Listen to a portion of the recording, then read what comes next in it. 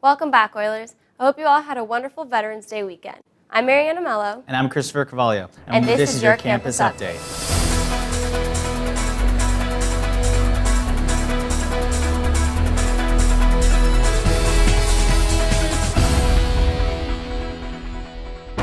Campus Update would like to congratulate Mr. Harmakar as the Teacher of the Month of October. Our Seniors of the Month are Hayden Paul Amis and Valerie Yu. Our APA Senior of the Month is Elizabeth Romero. Congratulations to you all. This week's Student in the Spotlight is a talented young man from APA who truly knows how to please the audience. Here's Mitchell Webb. My name is Mitchell Webb. I am a part of the Academy for the Performing Arts, and I am in Repertory Ensemble, which is the highest dance ensemble that they offer here at the Academy. Rep is known for kind of the outreach programs that they do. We kind of travel all over the place. I know we've been to Prague, we've gone to South Africa a couple times. Along with dance, I'm also in the musical theater department here at the Academy. In that, I'm in the Surf City Singers. It's a program that we put together kind of Broadway melodies, and also during Christmas time we put together little Christmas shows. Over the past summer, I also went to Edinburgh, Scotland, performing at the Fringe Festival in a production of Cabaret, which was a part of the California Musical Theater Ensemble. We're there for about 2 weeks, and we went through and we toured around Scotland a lot, and then we actually performed for an international audience a couple times every morning and every night for about 5 days. I was also recently involved in the musical The Jazzy Chaperone. I was cast as Underling, so that was a really good experience though. Got to work with a whole bunch of people and kind of put together a really fun show. What's happening? Trash Bag Fashion Show is on November 6th and was filled with creative costumes and amazing choreography. The theme this year was So You Think You Can Trash. There was a panel of judges that based their decision on who trashed best on fashion, movements, and music. Leading Ladies, theater department's first main stage show started yesterday and will run through the 20th. Be sure to check it out. It is a show you will never forget. You can get your tickets from the APA office or at the door. And that's what's happening. Well, I've studied several different languages. Obviously here I teach Spanish, but in college I studied French, German, and Japanese as well. I found French to be pretty easy, and I tell my students a lot that once you've learned Spanish, learning a language that's in the Romance family like French can be much more handleable, but I would not consider myself fluent in anything except Spanish. In college I joined the squash team, which the only reason I did that was up at Berkeley I couldn't find the racquetball team, and it was the closest thing I could find to racquetball. I would love to play some racquetball with you, absolutely, anytime. We have the chance to turn the pages on. We can write what we want to write. We gotta make ends meet before we get macho. Whoa, you gotta be kidding me. No! No!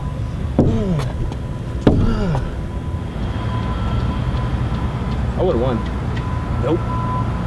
I definitely not. Every year at Huntington Beach High School, we have a canned food drive to support people in our community who are less fortunate. As opposed to the normal canned food drive, this year Huntington Beach High School will be holding an event called Construction. Here's James Olive with the details. Hi, I'm James Olive, here in front of the construction to tell you about the construction that's going on our campus this year. There are 2 important dates that you really need to know, November 30th and December 8th. Now let's go talk to Sam Haskin in order to get greater details about these dates. We got this idea from South Coast Plaza. They hold a canned food drive every year, and they have the competition where you make sculptures out of all the canned food you bring in. If you want to compete by November 30th, you need to have turned in a full roster with all the team members and a sketch of your sculpture to Mr. Kamei's room in B20. On December 8th, sculpting begins at 7 a.m. to 1 p.m. in the quad, and then judging will begin at 1:15. The competition will be broken down into 5 categories. There's most cans, best originality, best display pertaining to the theme, best overall, and best complete meal, which includes a side dish, main dish, and dessert. Has anyone heard of No Shave November? Well, the month of November is Movember. Here's Katrina Collmore with more information on this event.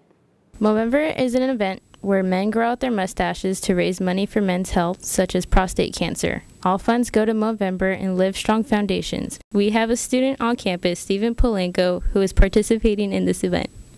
Movember is a charity event that someone grows a mustache for the whole month of November, and you get sponsors. I'm participating in this because my uncle was just diagnosed with cancer a couple weeks ago, and it's actually have some sort of personal connection with it.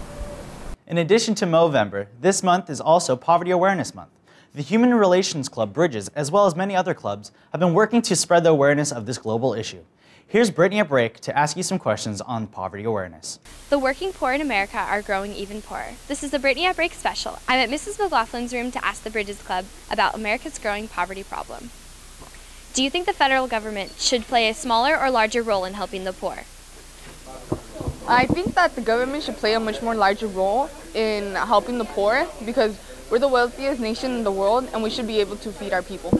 I think the government should play a larger role because certain people's social classes prevent them from getting a higher job than what they are at currently. Do you think that California's $8 hourly minimum wage is adequate? I don't think that it's adequate because most people here aren't able to afford everything. $8 isn't going to be suffice to regular life, particularly in Huntington Beach. I think maybe a $10 minimum would be magnificent. Resources would be so much easier, college would be easier, and we can learn so much more because of it. I think the $8 minimum wage is adequate because compared to most poverty-stricken countries, what we get is more than enough. Let's give a special thanks to the Bridges Club. Now back to you in the studio. From the school website to the HB portal, Huntington Beach High School has been expanding its communications in the World Wide Web. Brandon Talmood, a student at our school, recently created a new app for HBHS to make it easier than ever to see when class gets out, when we don't have school, and so much more. Here's Brandon to tell us about the new app. Hey Oilers, I created the HBHS iPhone app that also works on iPads and iPod Touches. If you go in the App Store and search HBHS, it's completely free to download. It has functions such as Campus Update, Oiler Inc., Bell Schedule, and School Food. For everyone who has an Android, be expecting an app shortly. If anyone wants to learn how to make a program like I did, I have a programming club in Mr. Cross's room on Thursdays and Fridays at lunch, and we'll be teaching you the very basics of how to make your own iPhone application. For those of you who haven't checked out the new app yet, here's Randy New with your Oilers Sports Update, followed by your Game of the Week. Girls volleyball suffered a heartbreaking loss on November 8th to San Clemente. Senior Allie Torling led the team with 20 kills in this first-round loss. Girls field hockey also lost in the finals, placing second in the CIF playoffs. Seniors Kayla Wigney and Lindsay Walter were named to the All-CIF team. Good job, Oilers. Game of the Week. It's Riley Rodriguez here at the last league game of the season. Tonight's game is against Fountain Valley. Good luck, boys!